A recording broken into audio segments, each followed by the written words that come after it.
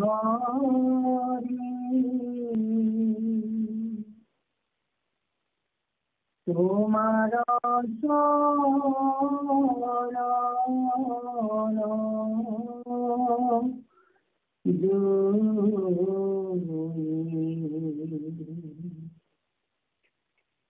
প্ৰেম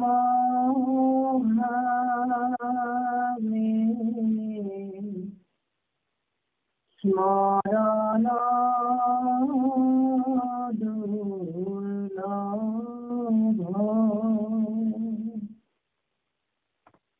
তথা কথন চিত ৰূপে অহৰ্নিশে প্ৰভু মোৰ কুমাৰণ ফুলুক ফুলভ কুমাৰণ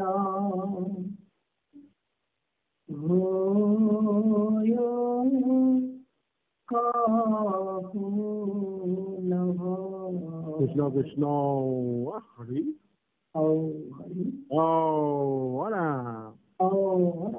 কৃষ্ণ কৃষ্ণ অলপ ফোনভাগ ওচৰলৈ লওঁ ফোনভাগ চৈতন্যমূৰ্তি বা প্ৰাণভগামী সমস্ত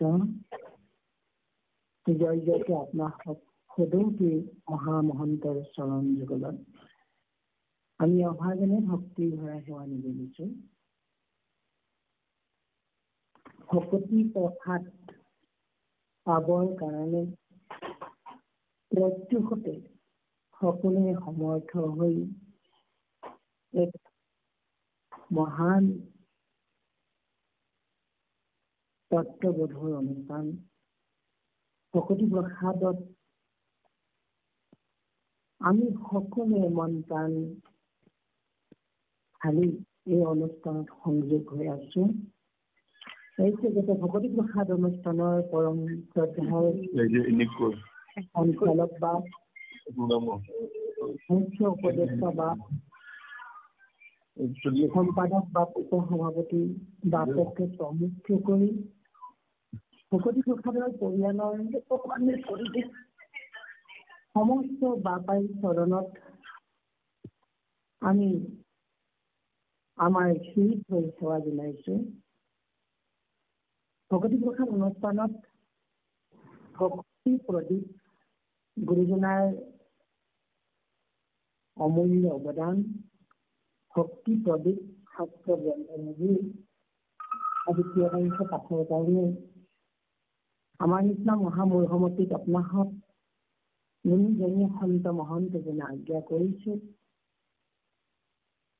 আপোনাসমৰ আজ্ঞা আছিল পদধূলি শিৰত লৈ আমি ভক্তি প্ৰদীপ গ্ৰন্থভাগীৰ নাম মহিমা অধ্যায়ৰ কিয়দাংশ পাঠৰ কাৰণে গোবিন্দ মুনিন্দ মহামুহুকদেৱৰ আসনত উপবিষ্ট হোৱাৰ যোগ্যতা নথকা স্বত্তেও আপোনাৰ সাধু মহন্তৰ পদধূলি শিৰত লৈ আশীৰ্বাদ হিচাপে গ্ৰহণ কৰি মই আসনলৈ উপবিষ্ট হ'বলৈ সাহস কৰিছো।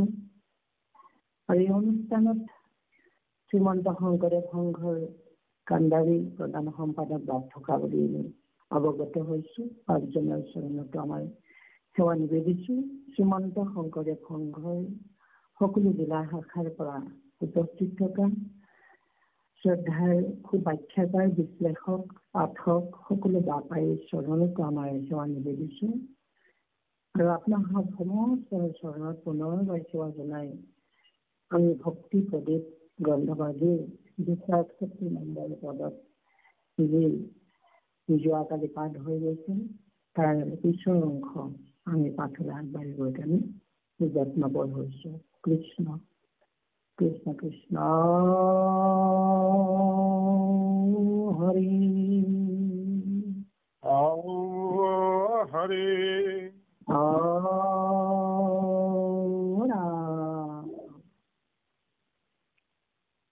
কৃষ্ণ শংকৰ গুৰু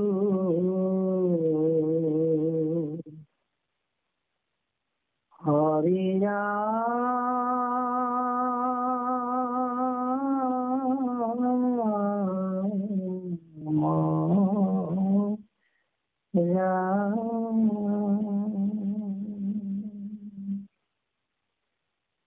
সচিদানন্দ ৰূপায় বিশ্বততাধীতমে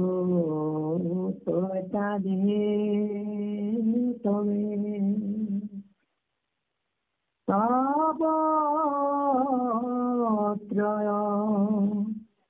বিনাশায় কৃষ্ণায় নমঃ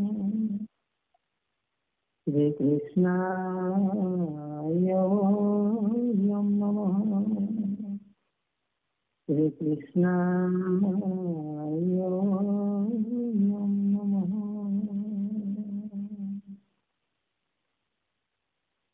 Om Namo Bhagavate Vasudevaya. দেবা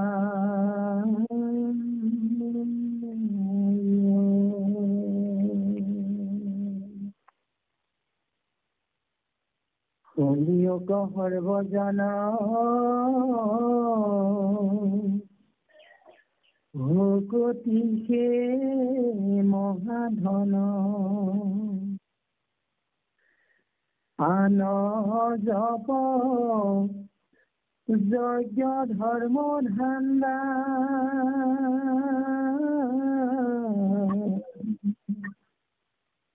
ভকতিছে নিজ মাতা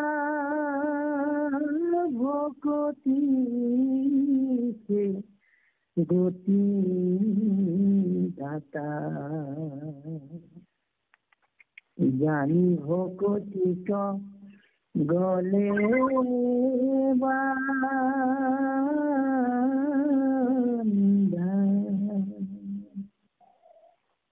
ভকতিক দিয়ামতি ভকতিত কৰাৰতি ভকতিহে পৰলোক বিত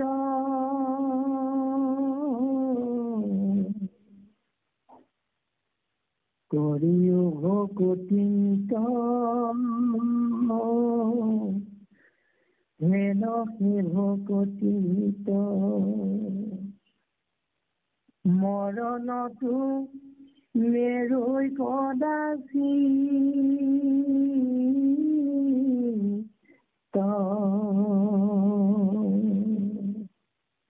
মৰণতো মেৰুই কদাচি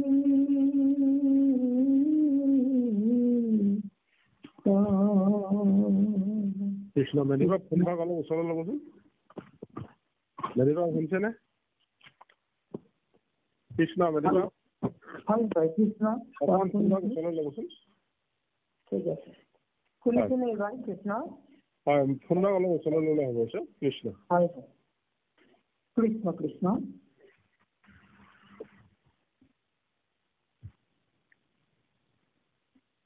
পৰম কৃপালু বাপ বান্ধৱ আইমাতৃ সমস্ত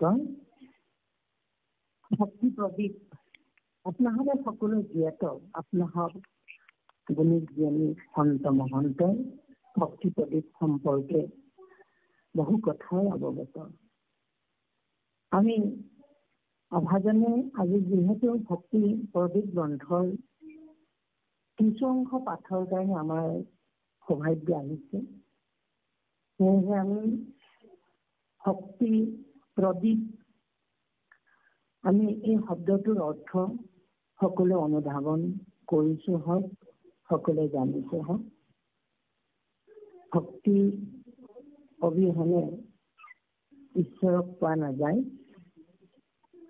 ভক্তিহে ভগৱন্তক পোৱাৰ মূল উপায় প্ৰদীপ মানে পোহৰ ভক্তিৰ পোহৰেৰে আমি সকলোৱে পোহৰান্বিত হ'ব লাগিব, আলোকিত হ'ব লাগিব, আমাৰ জীৱন আলোকময় কৰিব লাগিব।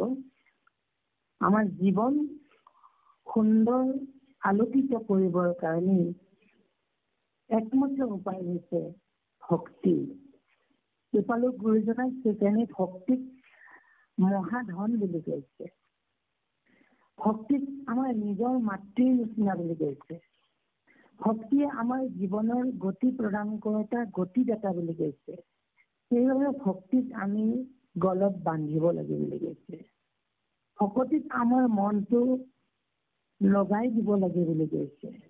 কাৰণ ভক্তি হৈছে পৰলোকৰ সম্পত্তি। আৰু এই ভক্তি জীৱন থকালৈকে আমি কৰি যাব লাগিব বুলি কৈছে।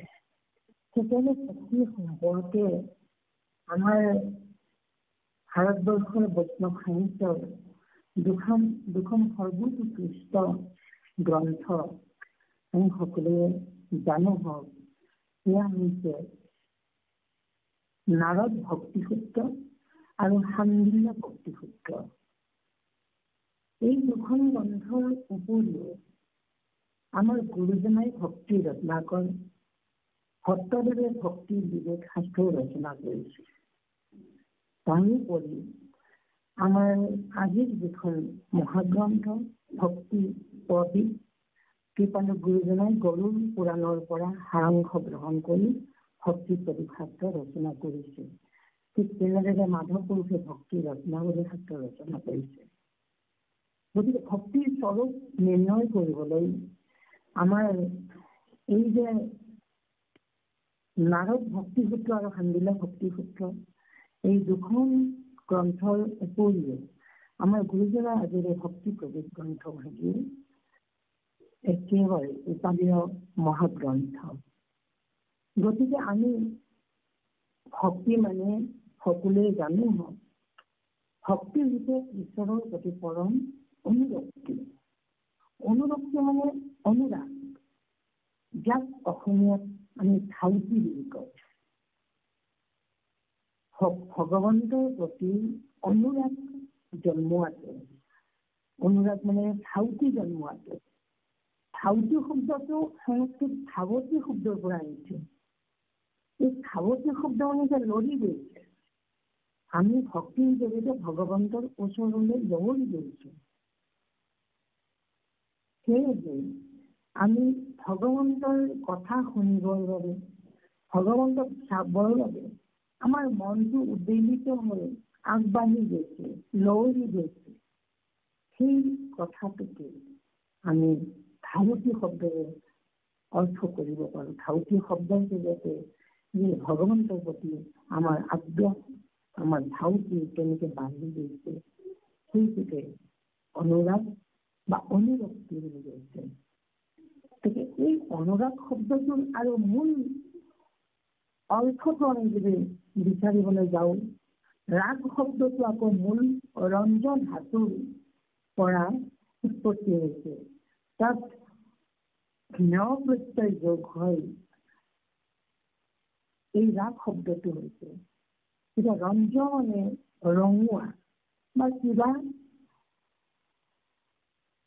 বৰ্ণ ভান কৰা, ৰং লগোৱা অৱস্থা। অৰ্থাৎ আমাৰ ভাৱত অকণমান ৰং লগাব লাগে। যেনেকে কাপোৰত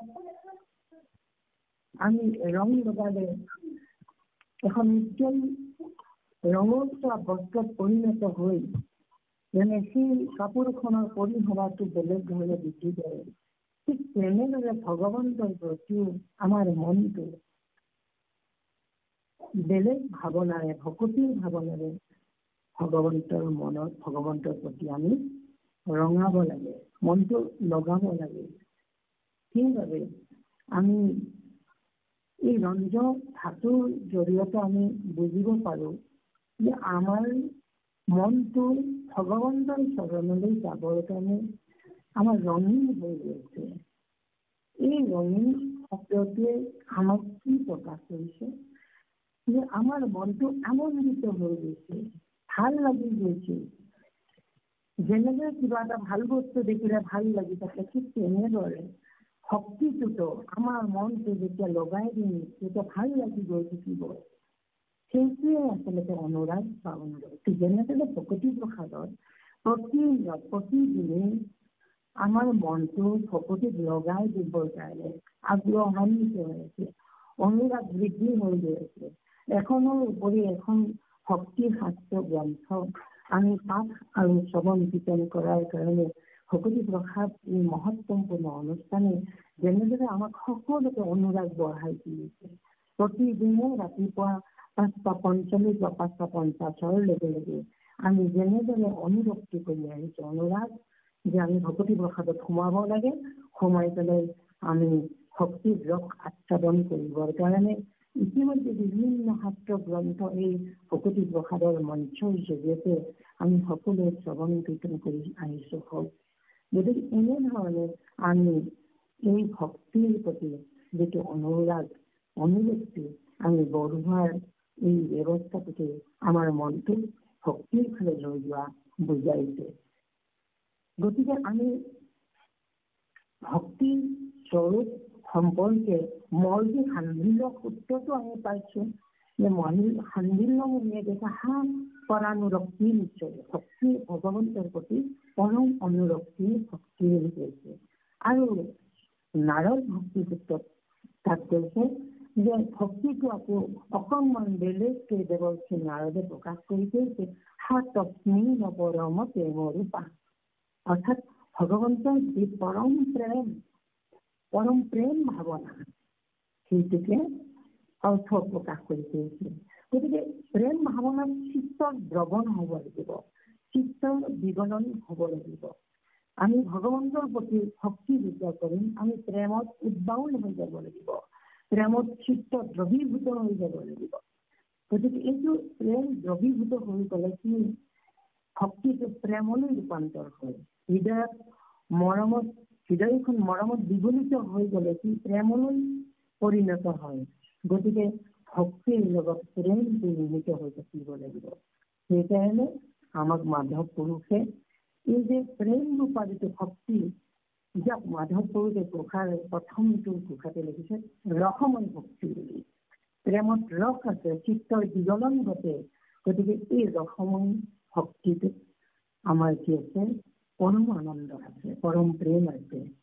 সেয়েহে আমি এই নাৰদ ভক্তি সূত্ৰ আৰু সান্দিল্য ভক্তি সূত্ৰৰ ভক্তি সম্পৰ্কীয় এই মহত্তম গ্ৰন্থ দুভাগীৰ উপৰিও আমি যে কৃপালু গুৰুজনাই বিৰচন কৰা আজি এই ভক্তি প্ৰদীপ, এই ভক্তি প্ৰদীপত ইতিমধ্যে আমি ইয়াত সৰ্বমুসিংহ 8টা পদত আমাৰ কৃপালু গুৰুজনাই ভক্তি প্ৰদীপ শাস্ত্ৰ গ্ৰন্থভাগী আমাক জগতৰ লোকক কল্যাণ কৰিবৰ কাৰণে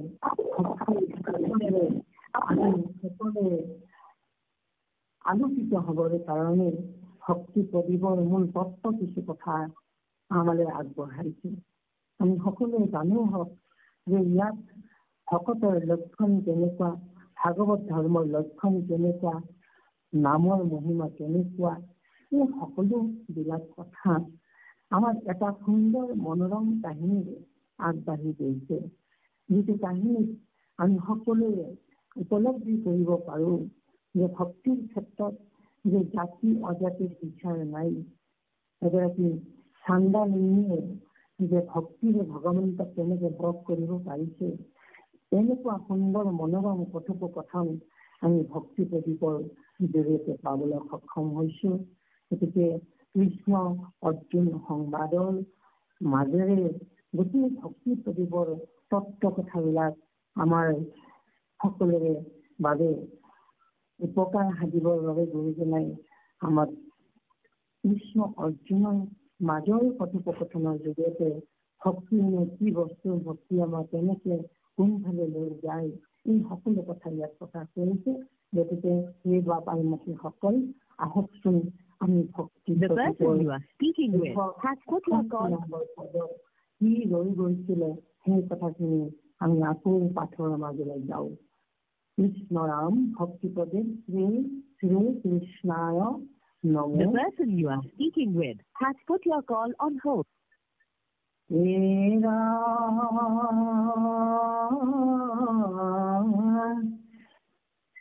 শরণ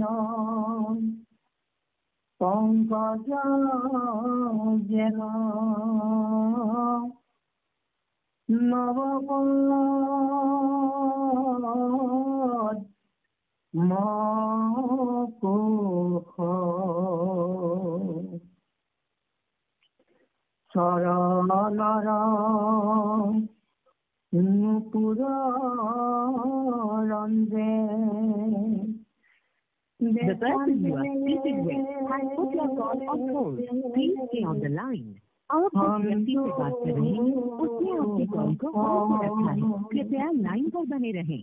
আপুনি কথা পাতি থকা ব্যক্তিগৰাকীয়ে আপোনাৰ কলটো হোল্ডত থৈছে। অনুগ্ৰহ কৰি লাইনত থাকক। The person you are speaking with has put your call on hold. Please stay on the line.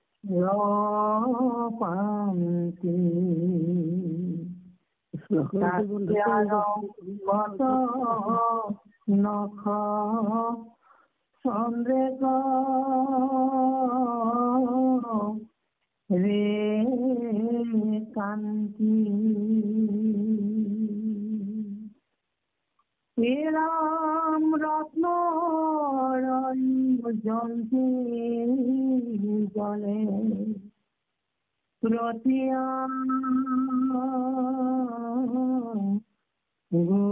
গুলিত পদতলরা তুল কোমল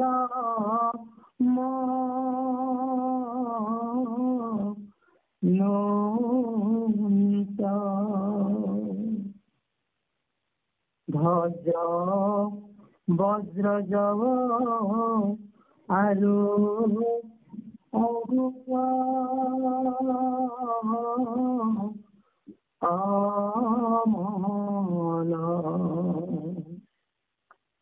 এই পঞ্চ সিংহ জনে দুয়োপ দতল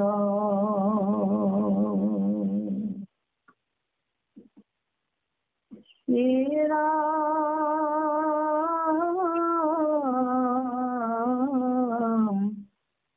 বন্ধৰ বৰিষ সম সুকুমা ৰয়ংগ হৈ ৰূপ দেখি কন্দৰ পদু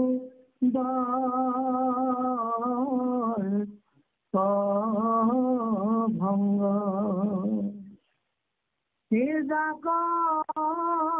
দৰফলে আনন্দ গীতত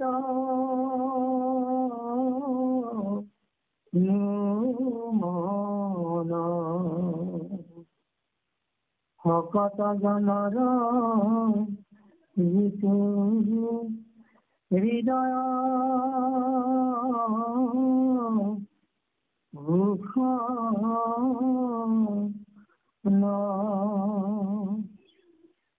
ভকত জনৰ গীতু হৃদয় ভূষণ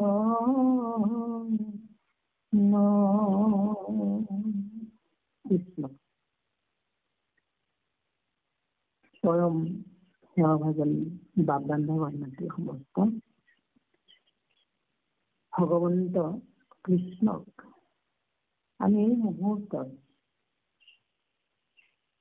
এগৰাকী 15 বছৰীয়া সুস্থ সুঠাম সুন্দৰ যুৱক হিচাপে যদি আমাৰ মানস পটলৈ লৈ আনো আৰু সেই সুন্দৰ যুৱকজনৰ শাৰীৰিক অৱয়ব যদি আমাৰ মানস পটত কল্পনা কৰিবলৈ লওঁ তেনেহ'লে এই পদচন্দত কৃপালু গুৰুজনাই আমাক ইমান সুন্দৰকৈ প্ৰকাশ কৰি কৈছে। তেনেহ'লে সেই সুকুমাৰ, সেই সুন্দৰ 15 বছৰীয়া যুৱকজনৰ যিটো ৰূপ, এই ৰূপ যেন দেৱৰাজ ইন্দ্ৰৰ যি স্বৰ্গত যি সুন্দৰ অৱয়ৱৰে দেৱতাৰ স্বৰ্গৰ সিংহাসনত অধিষ্ঠিত হৈ সুন্দৰ শোভাৰে পৰিশোভিত হৈ আছে, তেনেদৰে এই কন্দৰ্পতকৈও অতি সুন্দৰ, অতি মনোৰম ৰূপ এটা, বিতোপন ৰূপ এটা ভগৱান কৃষ্ণক দেখিবলৈ পোৱা গৈছে। যেন কন্দৰ্পইও ভাবি আছিলে, ইন্দ্ৰইও ভাবি থকা কথাষাৰো যেন তাক নাইকিয়া কৰা হৈছে। কন্দৰ্প ইন্দ্ৰ মহাৰাজে, ইন্দ্ৰ দেৱতাই ভাবিছে মোতকৈ আৰু ৰূপৱান সুন্দৰ এই জগতত কোনো নাই। সেই দৰ্প, সেই অভিমান ভংগ হবলৈ, সেই দৰ্প নাইকিয়া হৈ যাবৰ কাৰণে ভগৱন্তৰ এই ৰূপটোৱে আমাক সকলোকে মনত পেলাই দিছে যে ভগৱন্ত এনেকুৱা এটা ৰূপত প্ৰকাশমান হৈ উঠিছে। এই ৰূপটো কোনে দেখিছে? ভগৱন্ত কৃষ্ণৰ প্ৰাণ সখা অৰ্জুনে দেখিছে। অৰ্জুনে কেনেকে দেখিবলৈ ল'লে? অৰ্জুনৰ সৌভাগ্য কেনেকে উদয় হৈছে? কাৰণ ইয়াৰ আগত ভগৱন্ত কৃষ্ণৰ নামৰ যি মাহাত্ম্য, নামৰ যে মহামহিমা, তেওঁৰ নামবিলাকে কি কি মাহাত্ম্য প্ৰকাশ কৰে, তেওঁৰ নামৰ ৰহস্যবিলাক কেনেকুৱা, এই সকলোবিলাক কথাকে সুন্দৰকৈ কৈ গৈছিল। যি ভগৱন্তৰ নামৰ ৰহস্য, যজ্ঞৰ ভিতৰত প্ৰধান যি ৰাজকীয় যজ্ঞ, তাৰোপৰি যি অশ্বমেধ যজ্ঞ, তাৰোপৰি যি গংগা বাৰাণসী তীৰ্থবিলাক,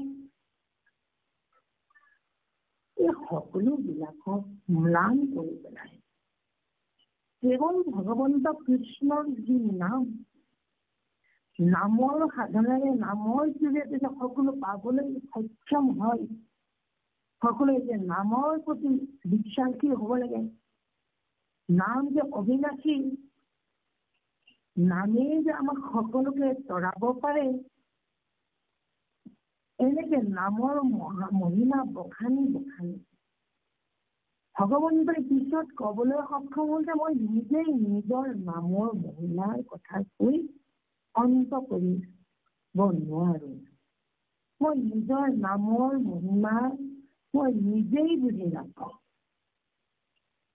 এই কথাখিনি যেতিয়া ভগৱন্ত কৃষ্ণক অৰ্জুনৰ আগত তিনি সত্য কৰি অংগীকাৰবদ্ধ হৈ কৈছে যে হে সখা, হে বান্ধৱ, হে প্ৰাণসখা অৰ্জুন, কুন্তিসুত অৰ্জুন,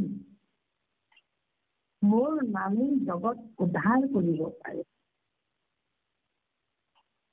মোৰ নাম লৈ যিসকলে এই জগতৰ পৰা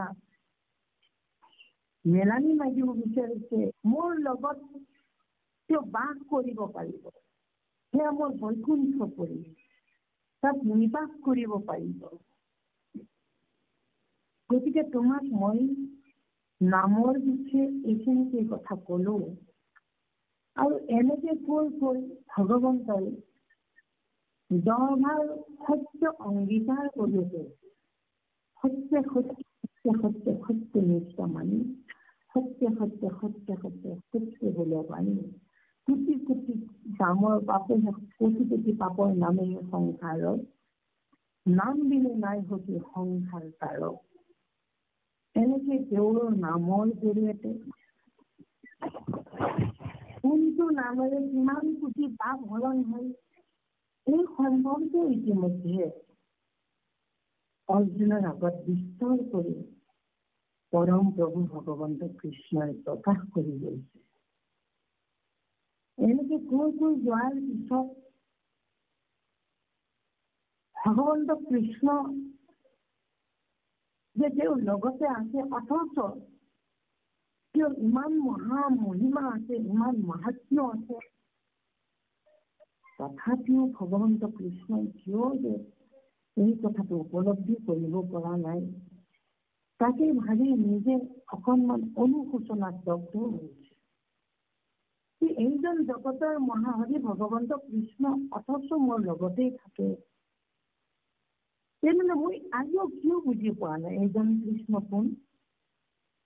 এইজন জগদীশ্বৰ প্ৰভু ভগৱন্তই আমাক জগতৰ লোকক শিক্ষা দিবৰ কাৰণে, তেওঁৰ ৰহস্য প্ৰকাশ কৰিবৰ কাৰণে, তেওঁৰ নামৰ মহিমা ইমানখিনি কোৱাৰ পিছতো আমি কিয় বুজিবৰ কাৰণে সক্ষম হোৱা নাই? এনেকে অৰ্জুনৰ মনত বিভিন্ন সংশয় কৰিছে। আৰু তাৰ পিছত ভগৱন্ত কৃষ্ণ কৈছে যে হে প্ৰভু, যদি জগতৰ নিয়ন্তা তুমি প্ৰভু ভগৱন্ত, তোমাৰ নামৰ ইমান মহিমা আছে, তুমি নামৰ মহিমা ব্যাপক কৰিলা, তেনেহলে তোমাক সেই নামটো আমি হৃদয়ত লবলৈ হলে তুমি তোমাৰ মাহাত্ম্যখিনি, মহিমাখিনি পুনৰ তোমাৰ সেই চতুৰ্ভুজ ৰূপেৰে মোক প্ৰকাশ কৰোৱা প্ৰভু। মই তেতিয়াহে বুজিব পাৰিম যে মোৰ তেতিয়া মনলৈ আহিব তোমাৰ নামবিলাকৰ যিটো ৰহস্য, তোমাক আমি পাবৰ কাৰণে, তোমাক আমি হৃদয়ত ধাৰণ কৰিবৰ কাৰণে কি ধৰণে আমি সমৰ্থ হম হে প্ৰভু। সেই ৰূপটো আমাক দেখুওৱা প্ৰভু, সেই ৰূপটো মই চাব বিচাৰিছো। এনেকে অৰ্জুনে ভগৱন্ত কৃষ্ণৰ আগত কোৱাৰ পিছত ভগৱন্ত কৃষ্ণই তেওঁৰ চতুৰ্ভুজ ৰূপ ধাৰণ কৰি একেবাৰে 15 বছৰীয়া সুকুমাৰ যুৱকজনৰ ৰূপ লাৱণ্যৰে পৰিচয় আমাৰ যিখিনি কিয়মাংশ যোৱাকালিৰ পাঠত আলোচনা হৈছে। আজি ভগৱন্ত কৃষ্ণই অৰ্জুনৰ আগত যিটো ৰূপ লাৱণ্যৰ প্ৰকাশ কৰোৱাইছে, তাৰ ভিতৰত আজি আমাক দেখুৱাইছে যে ভগৱন্ত কৃষ্ণৰ চৰণ যুগলত তেওঁ পীতবস্ত্ৰৰে পৰিশোভা কৰিছিল, লগতে বক্ষ যুগলৰ ঋষি বৎসৰ পাঞ্চি আছে তাকো ইতিমধ্যে কৈ গৈছে। আঙুলিত সোণৰ আঙুঠি থকা, চন্দ্ৰমাৰ নিচিনা উজ্জ্বলি হৈ থকা, এই কথাবিলাক আগতে কৈ গৈছে। হৃদয়ত মণি মুকুতাৰ হাৰ থকাৰ কথা, প্ৰতিত মেখলা থকাৰ কথা, আৰু তেওঁৰ উৰু যুগলৰ অৱয়ৱৰ কথা, সকলোবিলাক ইতিমধ্যে আমি পাঠত পাই আহিছো। আজি আমি যিখিনি পাইছো সেইখিনি আছে যে ভগৱন্তৰ চৰণ নৱপ্ৰস্ফুটিত পদুমৰ কোমল পাহিৰ নিচিনা, নতুনকৈ পদুমৰ কোমল পাহিবিলাক যেনেকে সুন্দৰ এটা আভৰণে আমাক সকলোকে মন পুলকিত কৰে, ঠিক তেনেদৰে ভগৱন্ত ঈশ্বৰ পুৰুষৰ চৰণ দুখনো নৱ পদ্মপুষ, পদুমৰ নতুন কুঁহি পাতৰ নিচিনা ভগৱন্তৰ চৰণ দুখন আমি মনলৈ আনোচোন। পদুম ফুলৰ সেই নতুনকৈ ওলোৱা পাহিটোৰ নিচিনা কোমল মিহি নিমজ ভগৱতৰ চৰণ দুখন, যি চৰণত নুপুৰ লাগি আছে, ৰুণ শব্দ হৈ আছে। সেই শব্দটো আমি মনলৈ আনোচোন। সুন্দৰ চৰণৰ নুপুৰৰ আনন্দিত পৰিঘোষাই আমাক সকলোৰে মনত সন্তোষ আনে।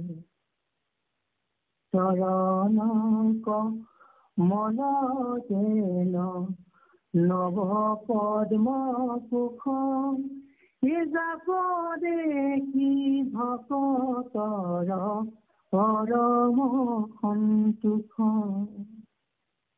কীৰ্তনত শিশুলীলাক পিছৰ শাৰীটো সুন্দৰকৈ মিলাই কৈছে যে আমি সেই চৰণ দেখিলেই ভকত সমস্তৰ মনত সন্তোষ ভাৱনা আহে। আৰু ইয়াত আমাক সেই কথা কেনেকৈ পুনৰ কৰিছে যে যাৰ সেই চৰণ দেখিলে সন্তোষ আহে। সন্তোষটো ডাঙৰ বস্তু। আমাৰ সকলোৰে এতিয়া জীৱন চাবলৈ গ'লে আমি এটা অসন্তোষীয় জীৱন যাপন কৰি আছো। এই অসন্তোষ ক'ৰ পৰা আহিছে? আমি সন্তোষ আনিবই লাগিব আমাৰ জীৱনত।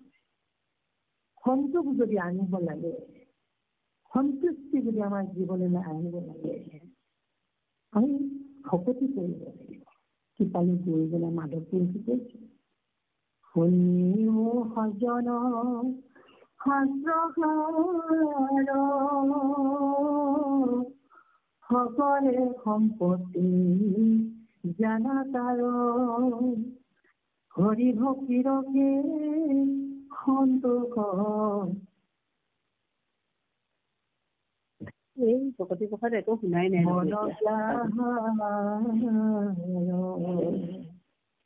চৰ্মৰ নিশে পানৰ জুৰি,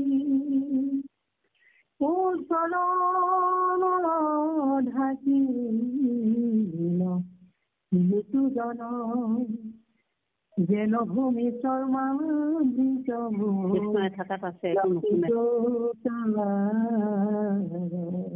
মাধৱপুৰুষে আমাক সকলোকে এটা সম্বোধন কৰি কৈছে, সেই সত্য শাস্ত্ৰৰ সাৰ কথা শুনাইছে। শাস্ত্ৰৰ সাৰ কথা হৈছে হৰি ভক্তি ৰসে সন্তোষ হবলৈ কথা। হৰি ভক্তিত যাৰ মন লগাবলৈ সক্ষম হৈছে, হৰি ভক্তি ৰসেৰে যাৰ মন উদ্বেলিত হৈছে, বিপাল হৈ উঠিছে, সিয়ে সন্তোষ। তাৰে সন্তোষ আহিছে। সেইকাৰণে সন্তোষম পৰমম সুখম। সন্তোষ আহিলে সুখ আহিলে। সন্তোষে পৰম সুখ বুলি কৈছে। তাৰ বিপৰীত অনিত্যম অসুখম লোকম। এই সংসাৰখন অনিত্য, আজি আছে কালি নাই।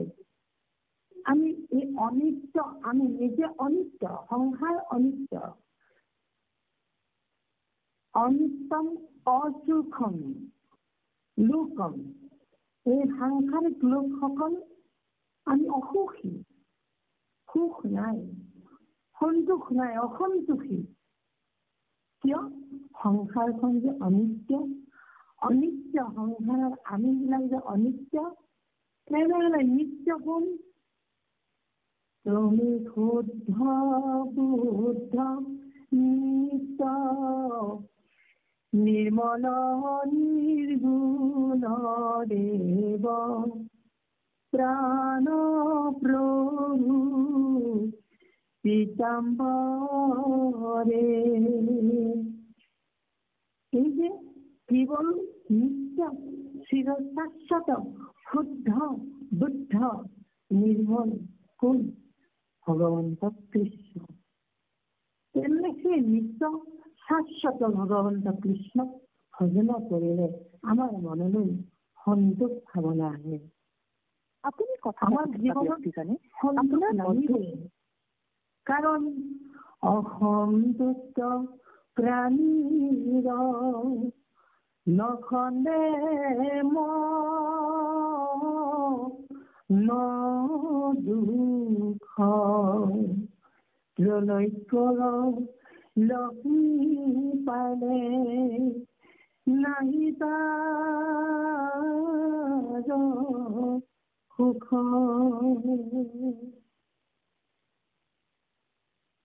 অসন্তুষ্ট প্ৰাণীৰ মনৰ দুখ কেতিয়াও নুগুচে। ত্ৰলৈকৰ লক্ষ্মী আহি ঘৰত নিবাস কৰিলেও বোলে তাৰ কেতিয়াও অভাৱ নুগুচিব। কেতিয়াও তাক নালাগে নালাগে বুলি নকব। কাৰণ আমাক শাস্ত্ৰই কৈছে অসন্তুষ্টসকলৰ কেতিয়াও দুখ নুগুচে। তেনেহলে আমি সন্তুষ্ট হবই লাগিব, সন্তোষ আনিবই লাগিব। আৰু এই সন্তোষটো আমি আনিবৰ বাবে আমি মনটো কৃষ্ণৰ সেই নৱ পদ্মপুঠিত দুখন চৰণৰ নুপুৰেৰে ৰঞ্জিত সেই দুখনি চৰণ পদযুগল আমাৰ হৃদয়লৈ আনিব লাগিব। হৃদয়ত অকণমান জাগা ৰাখিব লাগিব। আমি আমাৰ হৃদয়বিলাকত ঠাই নাইকিয়া হৈ গৈছে এতিয়া। বহু ভাৱনা বহু চিন্তাৰে ভাৰাক্ৰান্ত হৈ গৈছে। শুনিও হৃদয় হেৰ ব্ৰহ্মাণ্ড ভিতৰে যত বস্তু আছে তাক নোজোৰয়।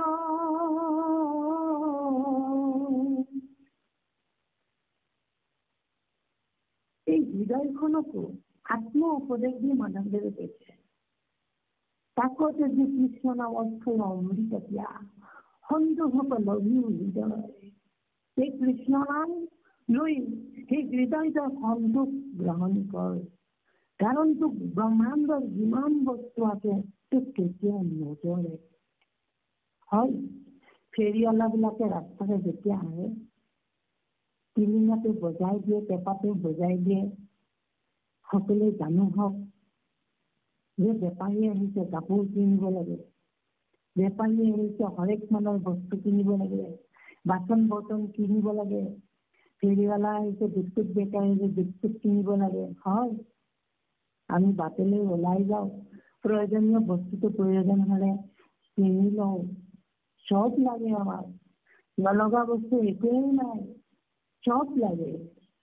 সন্ত দোকানে সেইকাৰণে এই কথাটোকে মনত পেলাই এবাৰ ফেৰীৱালা হৈ পেলাই ৰাস্তাই ৰাস্তাই চাইকেল এখন লৈ ঘূৰি ফুৰিছে। তেওঁ ফেৰীৱালাৰ শ্লোগান ধৰিছে এনে বলে যে মই বস্তু বিকিবলৈ আহিছো, মোৰ বস্তুৰ মূল্য নালাগে, কাক কাক লাগে সকলোৱে লোৱা, মই দিবলৈ আহিছো, মই এনেই দি দিম। প্ৰমাণ চালে হৃদয়ত অকণমান ঠাই আমি ৰাখিছো নে ৰখা নাই? জাগা অকণমান আমাৰ আছেনে নাই? নাই নাই, জাগা কাৰো নাই, ঠাই অকণো নাই। কিন্তু ভকতি প্ৰসাদৰ এই সাধু সন্ত মহন্তৰ সকলোৰে কিন্তু জাগা আছে, ঠাই আছে। আমাৰ অভাজনৰ ঠাইৰ অভাৱ ঘটিছে, কিন্তু আপোনালোকৰ সকলোৰে ঠাই আছে। সেই হৃদয়ৰ নিভৃত কোণত সেই কৃষ্ণৰ চৰণ যুগলৰ সেই নুপুৰৰ ধ্বনি অনুৰণিত হবৰ বাবে সেই চৰণৰ সুন্দৰ আভাটো পৰিশোধিত কৰিবৰ কাৰণে আপোনালোকৰ ঠাই আছে। সন্ত তুকাৰামে ফেৰীৱালা হৈ বাটে বাটে চিঞৰি চিঞৰি গৈ কৈছে কৃষ্ণ লোৱা, এনে দি দিম ভিতৰতে থোৱা। বাৰ বাৰ গৈ গৈ কৈ আছে, পদূলি মূৰত থৈ কৈ আছে কৃষ্ণ লোৱা, এনে দি দিম ভিতৰতে থোৱা। কোনো মানুহ ওলাই নাহিল। বৰ কান্দিলে যে সকলোৰে বস্তু লাগে, সকলোৱে লয়, সকলোৰে খালি জাগা কৰি ৰাখি থৈ দিছে। ফেৰীৱালাই বস্তু বিকিবলৈ আহে, দাম দৰ কৰি বস্তু কিনি মই এনেই দি দিছো কৃষ্ণ নাম, এনেই দিবলৈ আহিছো, কিন্তু কোনেও ওলাই নাহিলে।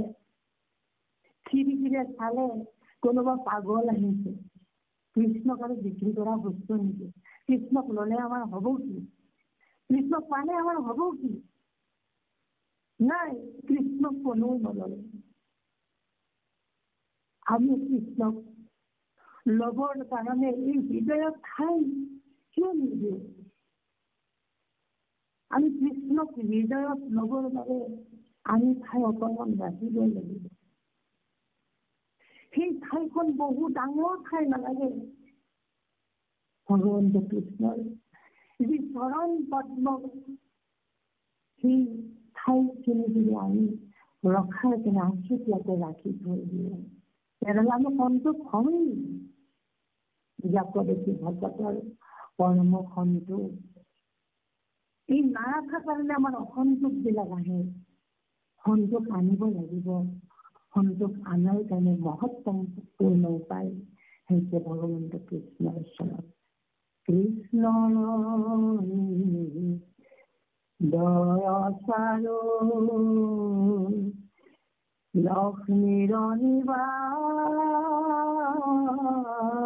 স্থান,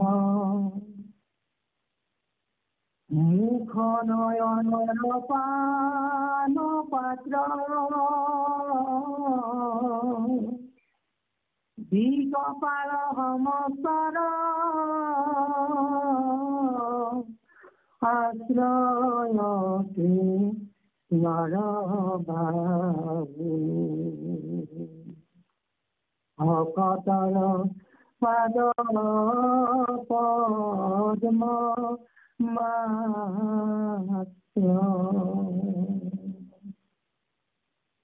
ভকতৰ কাৰণে ভগৱন্তৰ এই পাদ পদ্মহে মূল বস্তু। কৃষ্ণৰ বহল বুকুখনত, উদাৰ বুকুখনত, বিশাল বুকুখনত লক্ষ্মী বাস কৰে। কৃষ্ণৰ বুকুলৈ ঠাই আছে।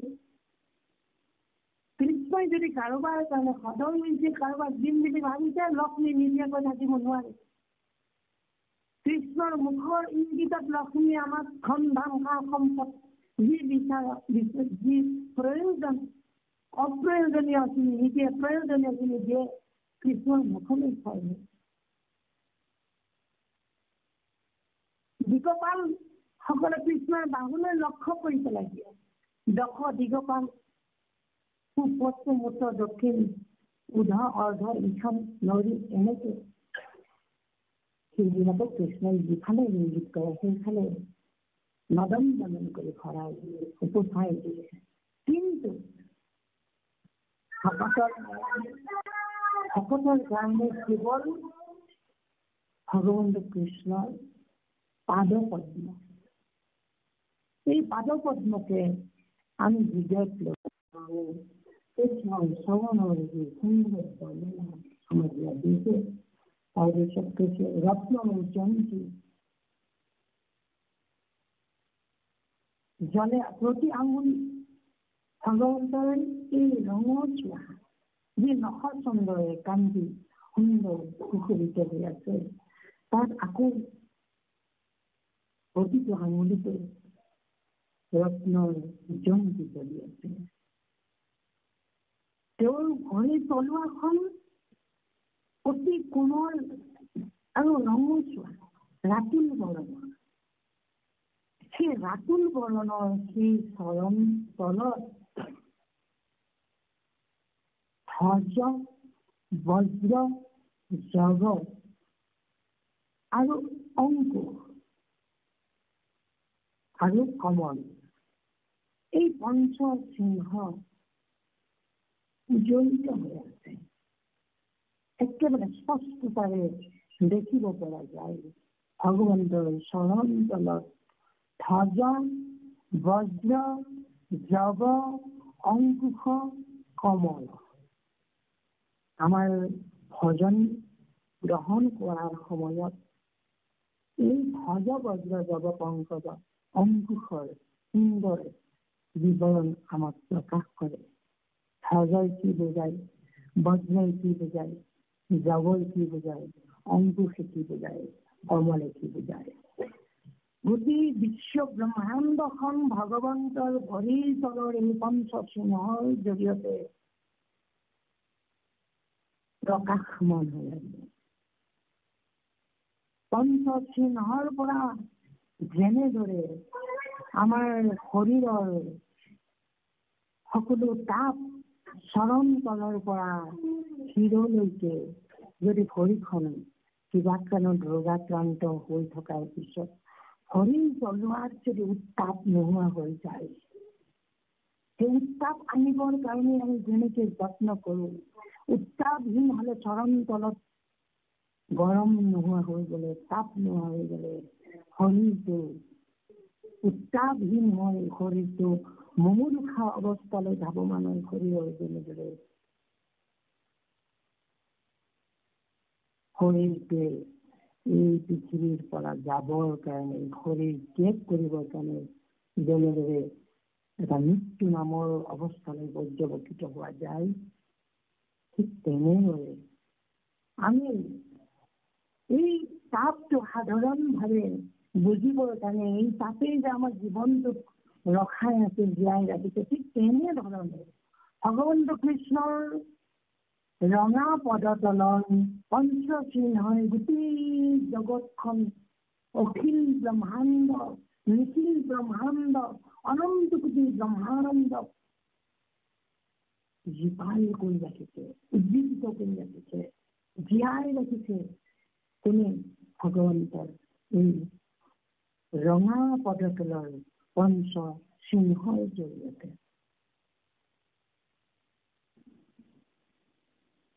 এনেহেন এটা ভগৱন্ত কৃষ্ণৰ পৰিশোভিত ৰূপ, লগতে চৰণ যুগলৰ যি ৰূপ, এইবিলাক দেখিলে আমাৰ তনু মন, তেজ মন আনন্দিত হৈ যায়। আৰু ভকতজনৰ বাবে হৃদয়ৰ অলংকাৰৰ নিচিনা হৈ যায়।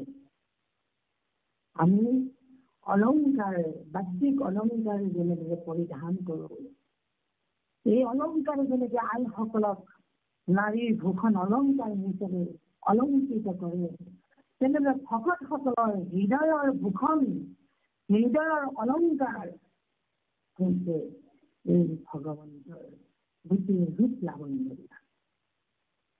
আমাৰ হৃদয়ৰ ভূষণ অলংকাৰ আমি কৰিবৰ কাৰণে কৃষ্ণৰ গোটেই ৰূপখিনি যাক বৈ বনাই গৈছে। মুখে বোলা হৃদয়ে ধৰা ৰূপ, মুঠি পাইবাৰ কহিব স্বৰূপ।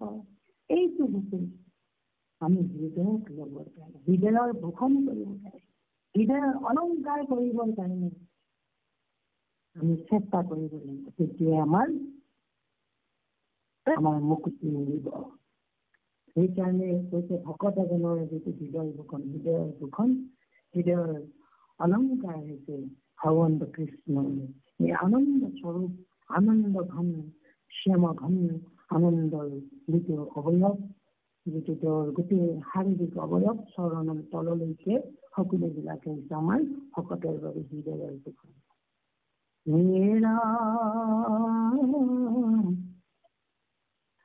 পৰম ঈশ্বৰ মূৰ্তি প্ৰকাশ তবকি ভৈলন্ত উদিত কুটি কুটি ভি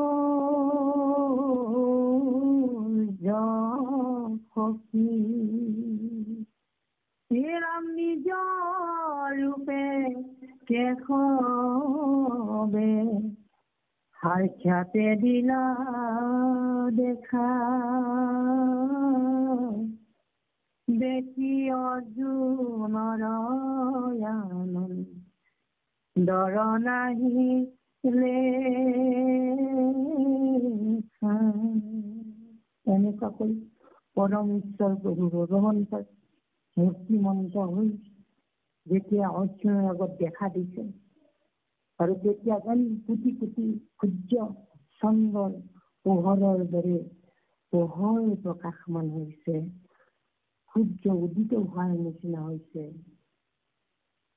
আৰু ভগৱন্তৰ এইটো ৰূপ নিজৰ ৰূপে ভগৱন্ত ঈশ্বৰ কেশৱে অৰ্জুনৰ আগত দেখা দিছে আৰু অৰ্জুনৰ আনন্দৰ পাৰ ভাঙি গৈছে। ইমানেই আনন্দিত হৈছে অৰ্জুন, সেই আনন্দ হিচাপ কৰি পাৰ পাব নোৱাৰে। প্ৰীতি প্ৰফুল্লিত মুখ ভৈলা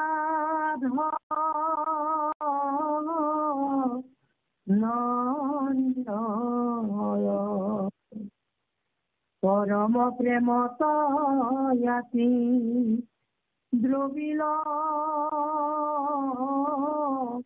হৃদয় এ দুনাই আখি হবে সিহৰে শৰীৰ সঘনে গৰে দুয়ো নয়নৰ নীৰ তব ধনয়নে কাহিনী আচন্তয় অৰ্জুনে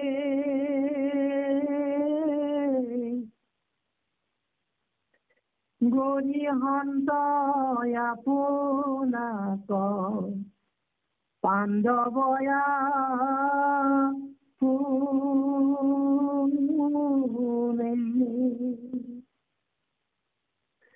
এৰাই কাষতে সন্ত হেন ৰঘুনাৰায়ণ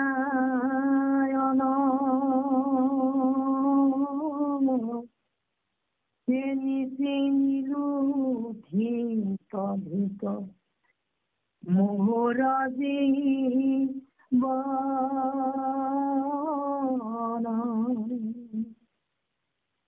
অৰ্জুনৰ মন প্ৰফুল্লিত হৈ গৈছে, মুখত প্ৰফুল্লিত আভাই দেখা দিছে আৰু পৰম প্ৰেমত হৃদয় দ্ৰৱীভূত হৈ গৈছে। তেওঁৰ শক্তিটো প্ৰেমলৈ ৰূপান্তৰিত হৈছে। তস্মিন পৰম প্ৰেম ৰূপা।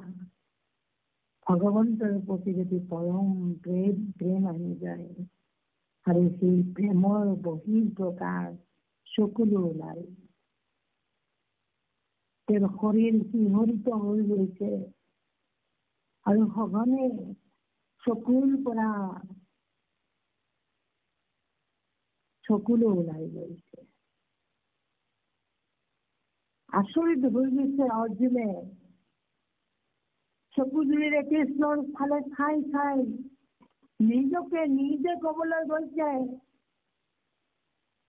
এই কাষতে আছিল এইজন জগতৰ মহাহৰি প্ৰভু নাৰায়ণ। হাই হাই, তেওঁক মই চিনি নাপালো। ঠিক মোৰ জীৱন, ঠিক ঠিক মতে কৰি ৰাতি গৰিহা মনতে প্ৰণালীৰা ভূমিত পৰিয়াদণ্ডৱতে পৰম ঈশ্বৰয়ন্ত হেন আকলি আৰম্ভিলা স্তুতি কৰি কৃতাঞ্জলি।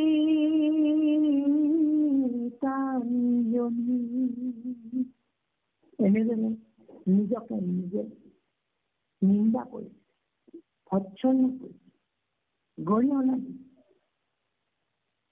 হাই হাই, এইজনে জগতৰ ঈশ্বৰ প্ৰভু নাৰায়ণ, অথচ মোৰ কাষতে থাকে, তেওঁকে মই নিচিনিলো। এনেকে ভূমিত দণ্ডবধ হৈ পৰম ঈশ্বৰ কৃষ্ণক কৃতাঞ্জলি কৰিছে। হাত দুখনেৰে নমস্কাৰ ভংগীত তুতি কৰিবলৈ ওলাইছে। তেনেহলে যে বাপসকল আৰু মাতৃসকল, শকতি প্ৰদীপৰ তত্ত্ব আমিও অনুধাৱন কৰিব লাগিব।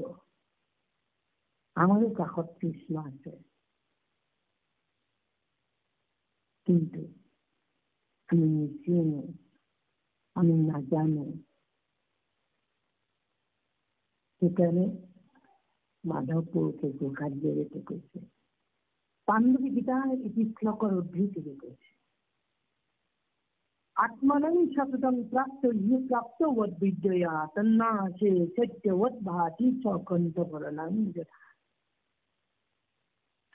হে আত্মা ঈশ্বৰ কলাগ প্রত্যক্ষতে পাই, নপাই জানা তাগয় বিদ্যাত অভিজানা খেলে নাগ কৃষ্ণ পায় যেন কণ্ঠলগ্ন বস্তু সাক্ষাৎ।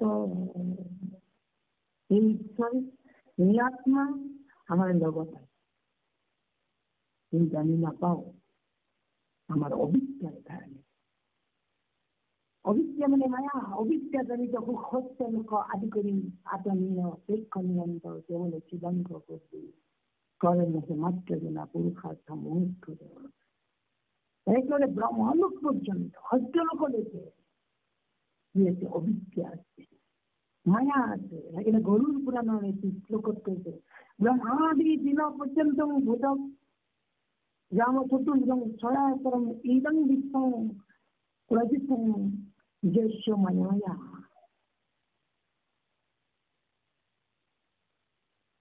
মহাপুরুষ শ্রীপাল গুরু মাধৱদেৱে অনুবাদ কৰি কৈছে, ব্ৰহ্মা আদি কৰি জীৱজগত ৰাম ৰাম ৰাম ৰাম মায়া হৈ যাবা যাচত সমতি যায়। সকলোৱে আমি মায়াৰ কবলত পৰি টোপনি মাৰি আছো। সেইকাৰণে আমি আমাৰ ভিতৰত ঈশ্বৰ আছে, আত্মা আছে। গুৰুজনাই কৈছে, দেৱৰ ঈশ্বৰ হৰি তাংক মহাযত্ন কৰি লৈও এক হৰম সাক্ষাৎ। যার ইচ্ছা মুখ্যভাবে নানাকে দূরক যাইবে আসা হরি খবর ইয়াদ, যার নাম মাত্রে জোরে হেলয় বান্ধব হরি করি আসা হিয়াত নিবাস তাঙ্ক করি অনাদর অধম অবধারণ করে আনত কর্মত বিশ্বাস। সকলোৰে লগতে আছে ঈশ্বৰ, হৃদয়ত সকলোৰে ঈশ্বৰ আছে। হৃদয়ৰ ঈশ্বৰ পৰম মোৰ গুৰু প্ৰভু ভগবন্ত ভক্তৰ কল্পতৰু।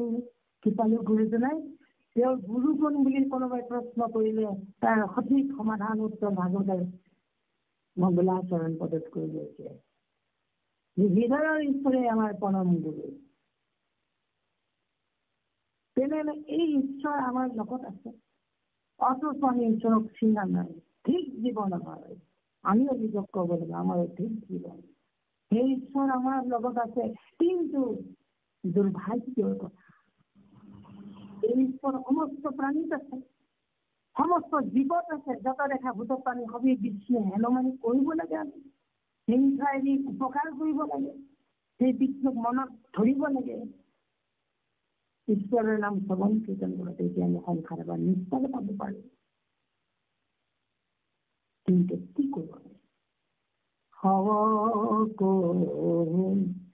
মাৰি পুৰ তয়ো ধৰ নাহি কৰত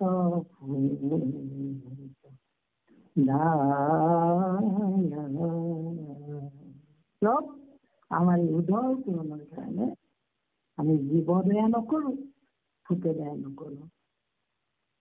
সেই জীৱবিলাকতে, সেই প্ৰাণীবিলাকতেই কিন্তু ঈশ্বৰ আছে।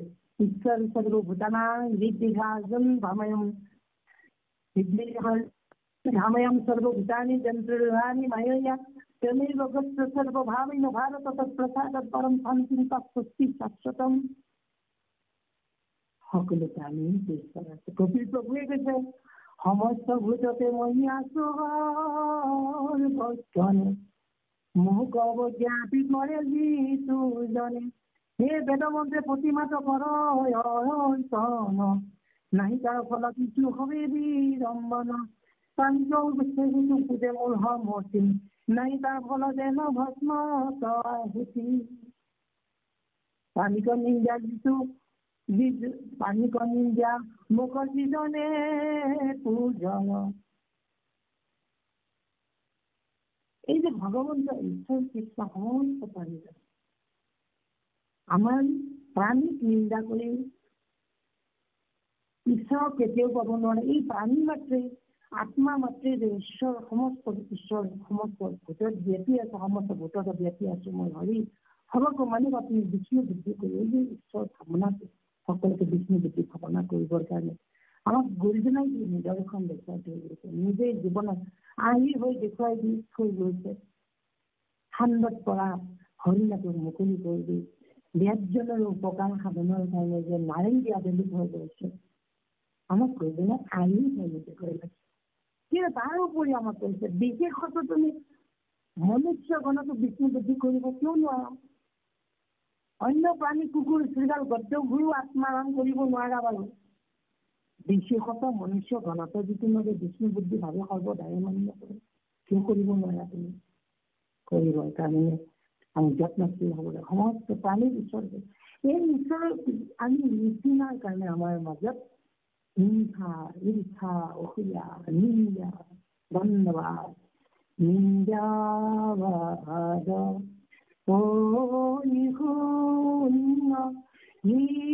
হিংসা হৰি ৰহু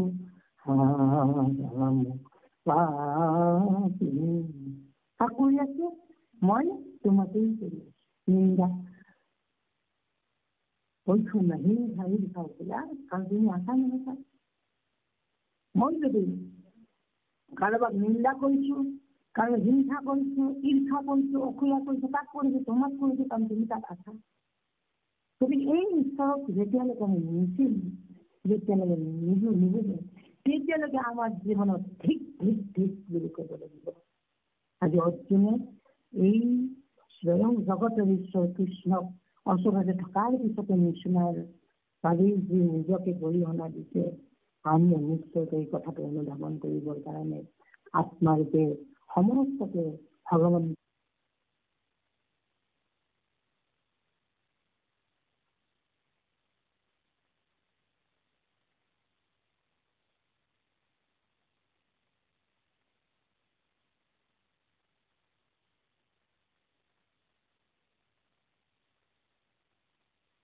কৃষ্ণ পৱন বাপ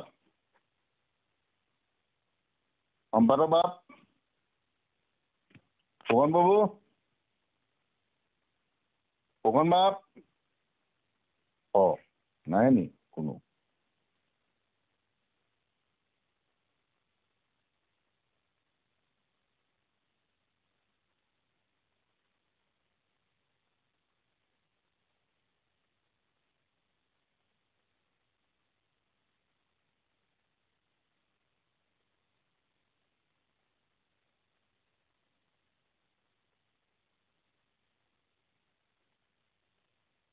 এইজন ঈশ্বৰ কৃষ্ণক কি কৰিব পৰা নাছিলো, কি নকৰিলো, কি কৰিলো, এই কথাখিনি আকৌ পিছৰ পদত আমি পাবলৈ সক্ষম হম। গতিকে সেই পৰম কৃপালু বাপ বান্ধৱ আইমাতৃ সমস্ত আমি ইমানতে আজি ভক্তিপদে মহাশাস্ত্ৰভাগী পদৰ অংশ সামৰিবলৈ আগবাঢ়িছো। নমো নমো জগতনী বাসৱ সনাতন বিশ্ব ভয় হাৰি হৰি ভূয়ুক ৰসন্ন হে পুৰুষয়ুতম সম জগত আধাৰ তোমাৰ হে চৰণত কৰুণ নমস্কাৰ। হে প্ৰভু, হে ভগবন্ত, তুমি জগতৰ নিবাস, জগতৰ আবাসস্থলী, তুমি সনাতন, তুমি আগতে আছিলা, এতিয়াও আছা, আগলৈও থাকিবা। তুমি ভৃত্যজনৰ ভয় হৰণ কৰিবা। হে প্ৰভু, হে ভগৱন্ত ঈশ্বৰ হৰি, তুমি মোৰ প্ৰসন্ন হোৱা। তুমি পুৰুষ উত্তম, তুমি জগতৰ আধাৰ, তোমাৰ চৰণত মই জনাইছো। এনেকে অৰ্জুনে ভগৱন্ত কৃষ্ণক প্ৰণতি জনাই, নমস্কাৰ জনাই ভগৱন্ত ঈশ্বৰক স্তুতি কৰিছে। আৰু ইমানতে 268 নম্বৰ পদত আমাৰ আজি প্ৰকৃতি মহাগ্ৰন্থ আজি পাঠৰ সামৰণি কৰিবলৈ লৈছো। তাৰ পিছৰ অংশ অতি আগ্ৰহেৰে, অতি আকুলতাৰে আমি অহা কললৈ লৈ থাকিম। আৰু এইখিনি পাঠৰ জৰিয়তে আমি সামৰিবলৈ লৈছো। কৃষ্ণ কৃষ্ণ হৰি জয় ৰাম জয় ৰাম জয় নাৰায়ণ জয় নাৰায়ণ জয় কৃষ্ণ জয় কৃষ্ণ জয় জগদ্গুৰু শ্ৰীমন্ত শঙ্কৰ জয় জগদ্গুৰু শ্ৰীমন্ত শঙ্কৰ হৰি হৰি হৰি